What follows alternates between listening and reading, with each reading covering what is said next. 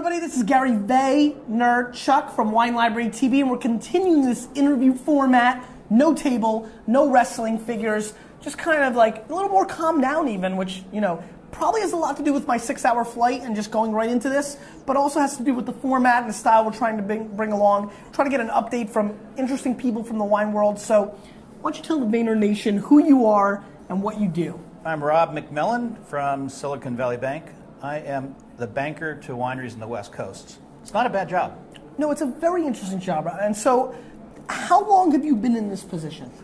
We started the business in 1991, started the plan. We started doing our first official launch into the business in about 93, 94. And today we have about 300 wineries on the West Coast. And when you say we, who is that? Silicon Valley Bank, we're worldwide, but at least in the wine business, it's 35 people that just focus on family-owned business on the West Coast.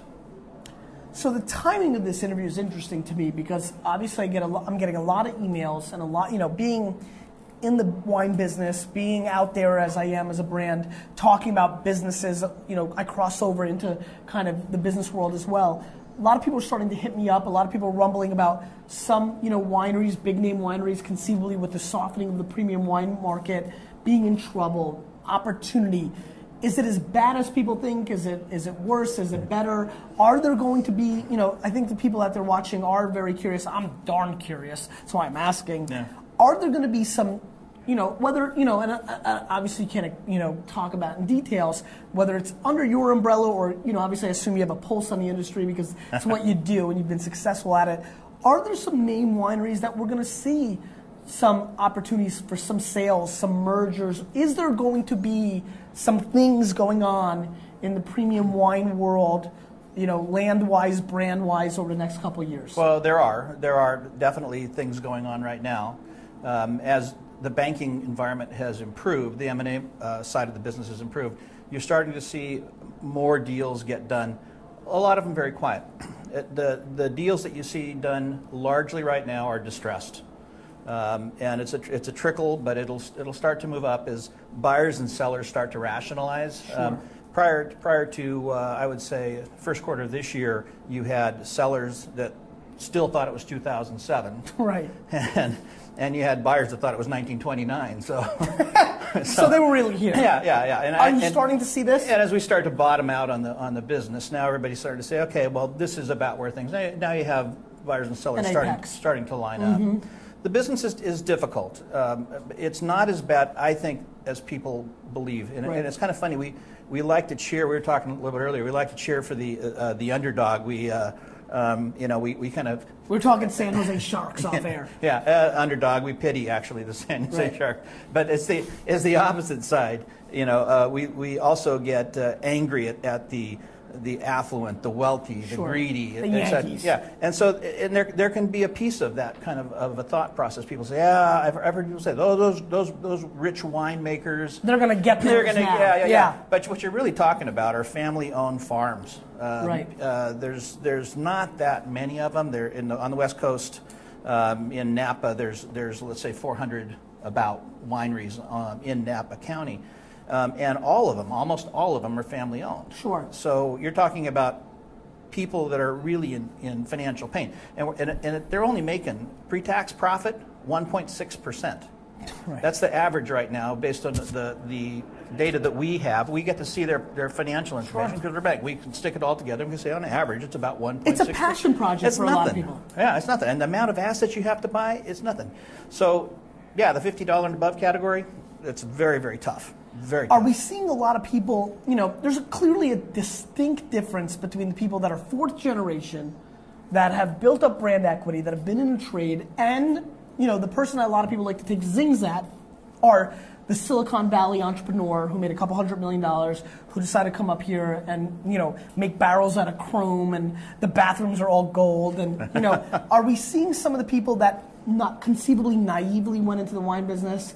Are those the names that are going to kind of go away more so than the ones that are more, you know, I feel like I get emails and people are like, is Cake Bread and Gurgage Hills and Camus? I'm like, no, I think it's probably going to be more of the players that you may have never even heard of. They didn't even get their first release out, or maybe they had one release out, got a 90 quote unquote, for $100 wine, which meant nothing, you know, in this day and age, and so is that more of the kind of players who are seeing that in trouble? That makes sense. The things that are when you look at the wineries that are hurting, there's a couple of things that are consistent. Go ahead. One is they're over leveraged.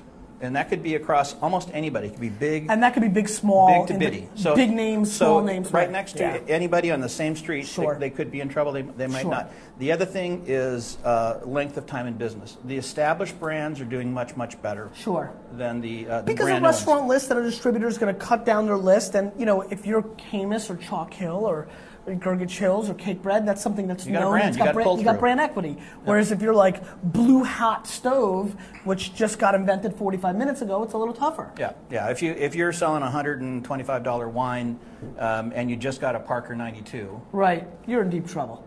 And I think in a day, you know, it's a perfect storm. It's not just the world that you come from financially. It's, you know, and Parker and Spectator clearly still very important, but nobody that is paying attention to the business world is confused that they are far less important than they were a decade ago with, you know, not Wine Library TV, just the internet. I mean, Cellar Tracker and Corked and Cruvy, there's just bloggers, whether it's Vinography or Dr. Vino, I mean, there's just so much information out there. So the impact where you could use, you know, if I was a businessman in the late 90s, and by the way. I am a businessman. But if I was a businessman in the late 90s that was going to get involved in the wine business, I would have paid Helen Turley whatever she wanted. I would have hired Bob Abreu, you know, and paid him whatever he wanted. And I know pretty much that if the vineyard I bought was had some brand equity, that there was literally no shot that if I was able to get Parker to taste it, that I wouldn't be in that 94 to 100 point category, which automatically gave me a business. Absolutely. That ship has sailed a long time ago. In the 90s, if you made wine and it was good wine, it sold itself. Yeah. In 2000, not so much. Not so much. And today, this is the first time, and you see this, we were talking about this just the other day, at VinTank, pardon me, that it's the first time where we've actually have a reason to leave on one spot and a reason to go on the other. You can't market the way you did before. A, you can't just sit on your porch and hope it'll sell. B, you can't go through traditional marketing because the papers, newspapers, etc., and not only expensive, but they're also contracting. That's right. So now you have to start looking at some of the other things that are available. Some of the things that you're pointing. Sure. I mean, you know, to be brutally honest, because we're having a good time here, I don't think 95% of the wineries did market. No. I mean, they were all playing this. I mean, I am... Marketing meant taking your wine and putting it in a restaurant. That's right. You might put a number on your cork. That's right. I mean, I'm very angry, since we're on the record, that how many wineries blamed Parker and Spectator. I mean, for all it is, the fact of the matter is that people played the game. You know, they were lazy, they submitted the wine to get reviewed, and that was pretty much their marketing. We didn't make enough wine. We had truncated demand. If we could make more wine, we could sell it. And in that kind of a market, anybody's going to do the same thing. They're just going to, why would you spend money to go out across the country and sell your wares when somebody wants to buy it? It's the same, for instance, why would we want to export when we drink it all ourselves? There's no reason. And that's what's happening right now. We really don't export very much wine. No, absolutely true. Absolutely very true. Very underestimated fact in our world. So, you know, we've got you here. We're fortunate to have that. I appreciate it. State of the Union.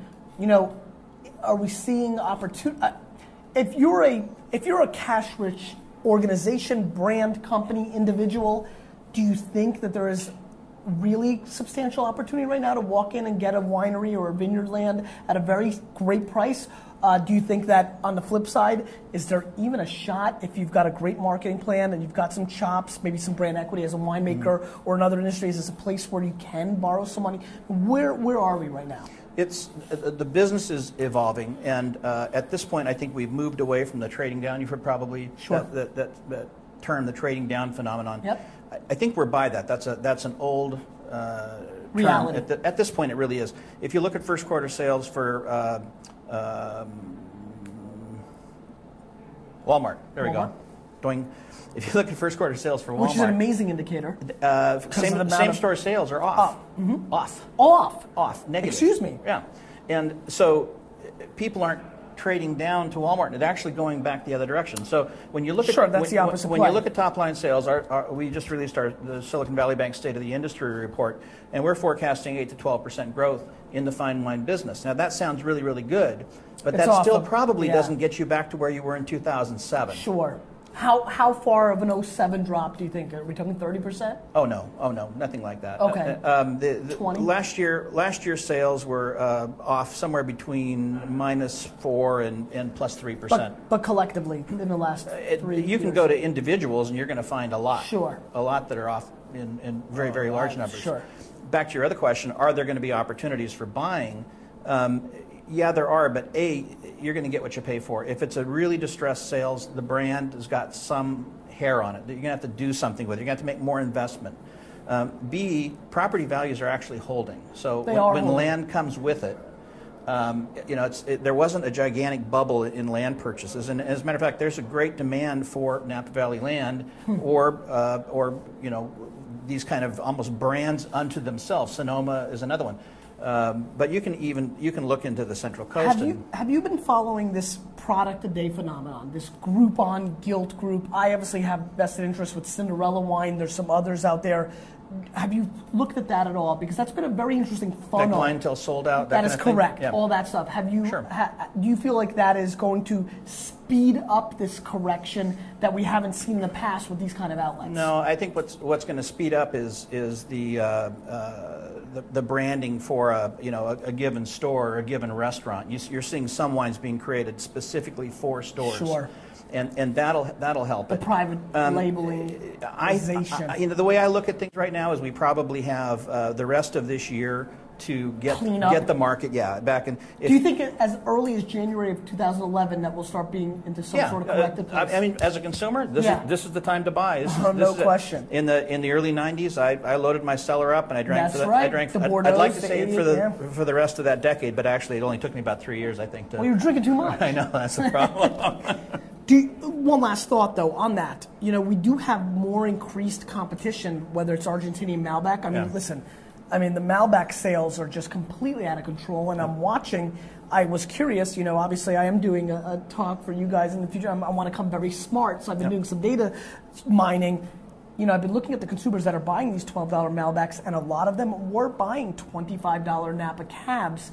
Do you think globally, at the highest level, far more of the concern of the people, let's say in the general area of this world, should be the increased world competition more so than this period of economic kind of downturn?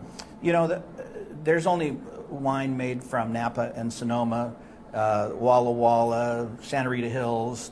You only make those, they're very small growing areas, and it's a very small production amount. So when you're talking about Argentina, that's bigger than Napa. Sure. And so you're going to see, large volumes of those wines come up. And actually, part of the thing ends up being the exchange rate. The dollar's gotten very strong lately, and the amount of bulk wine coming over in these gigantic bladders has increased dramatically. Sure. And if we keep seeing what's happening in the euro right now, it may come from that's exactly the point. The dollar's gotten strong, especially relative to the euro. I can't imagine what's going to happen with Portuguese bulk wine soon. And Spanish. Sure. Spanish just got downgraded as a country. That's right. That stuff's cheap to begin with. So we're going to start seeing $3 Grenache on the shelf. So you're going to have those coming your way. And those are values, and I think the world is more open to the world. No question. Our world is more open to the world. The U.S. is much more open to the world now, drinking-wise. You're far younger than I am, but barely. You look really good. Thank you very much. You look good too. Thanks, man. I do look better in person than on camera, right? You do. Yeah, I've always thought so. I think it's the powder, though. Yeah, absolutely. It's the powder. The makeup. Yeah. Go ahead. When I was a kid, if you wanted to get a good wine, a foreign wine, you'd actually have to know the importer. You'd have to go to Berkeley Imports or something like that to go Kermit. to go get your bottle of wine, and depend upon what they have and what they said was good, then that's what you would get. Today it's not like that. No way. You can have that stuff imported. So that is a part of the competitive landscape. There's no question about it. But the United States makes some fantastic wines. Amazing it's going to always be more expensive, and that's part of it. I don't think we have to apologize for making great wine. It's high quality. It stands on its own. But the point you were making earlier is today, it's different. You can't have a wannabe cult. You can't sell a $75 wine. You can't hire Philippe Melka and go 100% new French oak and buy grapes from Beckstoffer and have a business. No, yeah, well, not for $20. No, definitely not. It's going to be $100, and it's not guaranteed, or definitely not as guaranteed as it used to be. Exactly. So it's going to take more work. But consumer opportunity? Absolutely. There's definitely, the wine business is turning around. Profitability ain't great, but sales are going to be up at the fine wine segment. A lot of obstacles ahead, but we ought to all be bullish on it. It's good. It's good to, you know what? It's good to earn it. We're earning it now, let me tell you. Appreciate it, my friend. Gary, nice to see you. Thanks for being on. See you later.